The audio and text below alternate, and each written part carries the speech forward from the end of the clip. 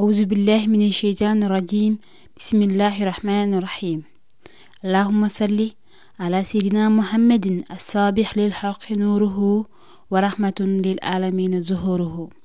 Chers frères et sœurs, chers abonnés de Barham TV, Assalamu alaikum wa rahmatullahi ta'ala wa barakatuhu. Nous poursuivons donc la lecture du livre Al-Ifadatul Ahmadiyya li Mourid al-Sada Abadiyya. Ainsi, nous organisons cette lecture par citation. Nous rappelons donc que le texte est rédigé par le Sharif béni Sid Mohammed At-Tayyib ibn Ahmed As-Sufyani Al-Hassani.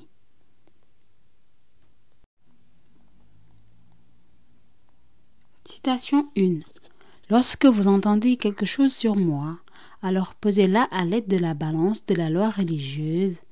Ce qui est en accord avec elle, prenez-le, et ce qui s'y oppose, délaissez-le.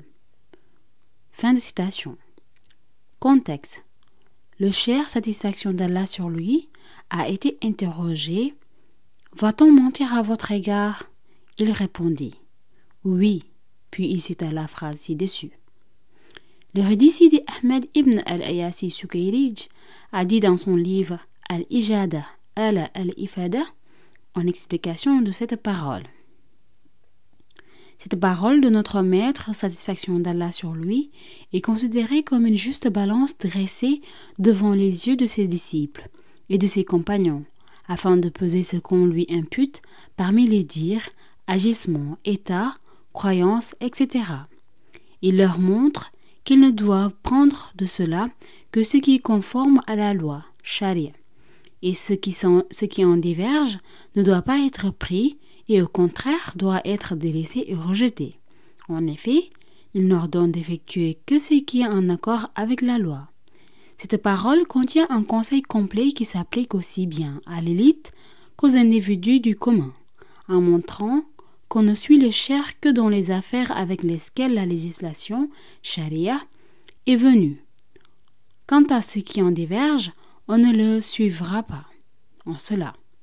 En effet, il est nocif de suivre n'importe quel cher qui s'éloigne de la législation dans la totalité de ses états ou dans certaines de ceux-ci, et ce, bien qu'il soit capable de montrer tout type de prodige, karama. C'est ainsi que l'imam Ibn al-Arabi al-Hatimi, que son secret soit sanctifié, a dit: ne sois pas attiré par celui qui a perdu sa législation, shariati, même s'il apportait des informations sur Allah.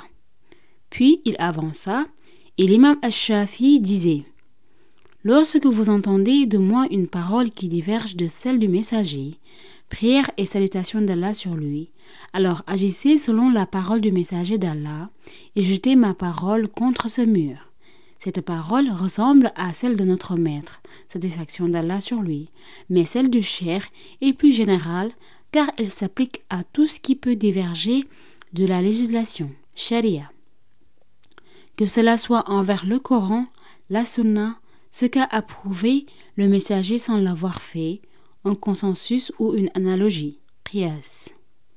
C'est ainsi que lorsqu'il a été dit à notre maître, satisfaction d'Allah sur lui, va-t-on mentir à votre égard? Il répondit oui, qui fut la raison de cette parole. C'est comme s'il disait en fait, satisfaction d'Allah sur lui, ce qui s'accorde avec la loi mais attribué de manière authentique, prenez-le et ne le négligez pas.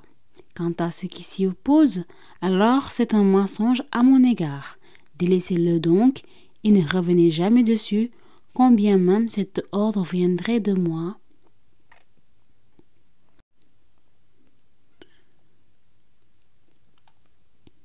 Quant à ce qui s'y oppose, alors c'est un mensonge à mon égard. Délaissez-le donc et ne revenez jamais dessus, combien même cet ordre viendrait de moi, car en ce qui me concerne, je ne me conforme qu'à ce qu'il est avec la loi et non pas à ce qui en diverge. Fin de citation. Concernant ce sujet, l'érudit Sidi Ahmed Sukayrij a dit dans son livre L'épanouissement en réponse aux questions en provenance d'Al-Aqwat, et parmi les ouvrages inventés sur la voie Tijani, on peut citer Yassoub as-Sihr Ar-Rabbani fi Manaqib al-Shaykh at-Tijani. Son auteur a utilisé un langage digne d'un illettré. On ne peut saisir de ces mots, qui sont issus du dialecte marocain, que des sens catastrophiques et des vertus que personne n'acceptera, ni l'élite, ni l'être ordinaire. Ceci prouve l'absence de toute clairvoyance de cet auteur.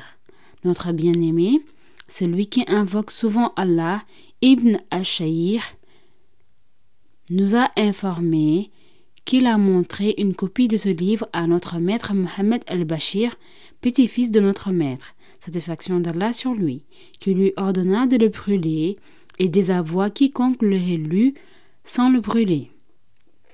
J'ai mentionné cela dans notre ouvrage Raf al-Niqab lors de la biographie de Abd al-Baqi, ainsi que dans notre livre Jinaya al-Muntasib, dans lequel nous avons exposé les erreurs s'y trouvant. L'affaire est inquiétante pour celui qui a lu ce livre et qui a cru en son contenu, ou bien qu'il a montré aux détracteurs des véritables mérites et à plus forte raison des fausses vertus. Parmi ces écrits mensongers, il y a celui qui a été édité il y a quelques années par le gendre de notre maître Mahmoud, le petit-fils du cheikh at-Tijani, satisfaction d'Allah sur lui. Il s'agit de notre bien-aimé Al-Sayyid Al-Hajj Mohammed Dadi, qu'il intitula Al-Kanz al-Madfoun. Ce dernier contient certaines requêtes attribuées au cheikh, satisfaction d'Allah sur lui, avec des expressions argotiques très éloignées du style linguistique du cheikh, satisfaction d'Allah sur lui. Il contient des chiffres, des nombres et un style linguistique faible. Il y a dans ce livre une abondance d'expressions contradictoires et inutiles, ou bien sans intérêt, ne méritant pas que le disciple perde son temps en l'étudiant. Ce type d'ouvrage est vide de connaissances haqqa'id et est versé dans un moule de non-sens. Cela n'apporte aucun profit au disciple sincère et il ne lui convient donc pas de lui prêter la moindre attention ni de se baser sur lui. Il lui suffit plutôt de recevoir la voix par des représentants muqaddamin, détenant une autorisation authentique, izn as-sayr, de transmettre.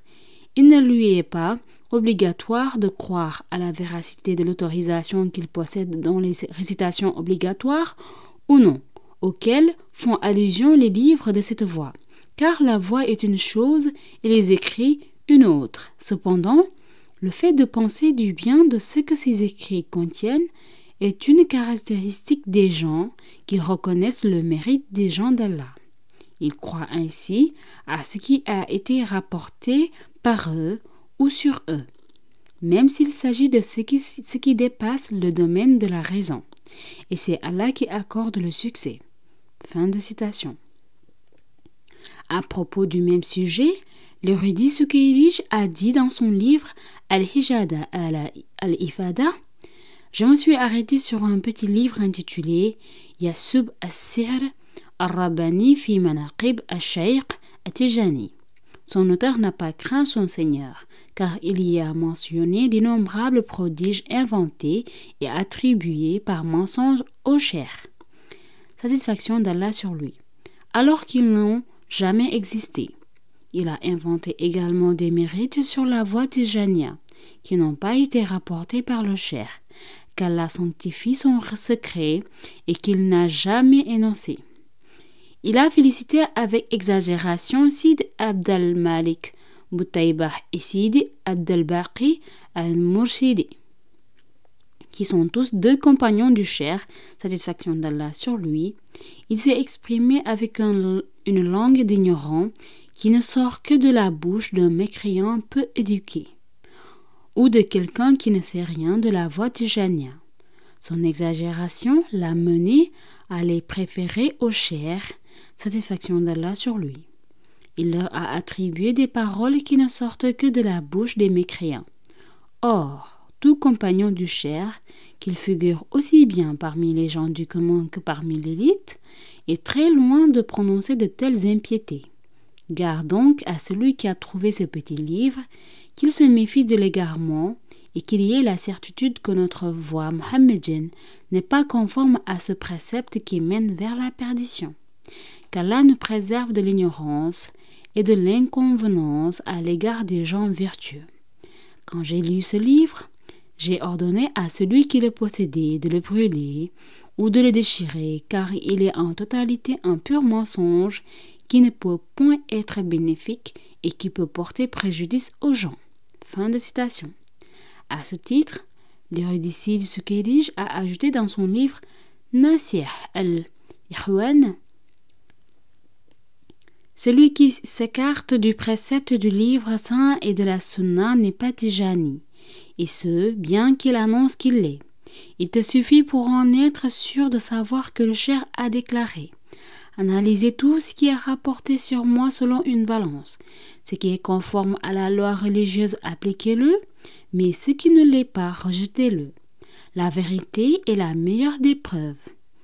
L'érudit du Sukayrij a dit dans le même livre: le cheikh a dressé une balance juste et équitable pour peser ce qui parvient de lui aux biens aimés, toute parole qui lui est conforme est à prendre, n'en déplaise aux coupables.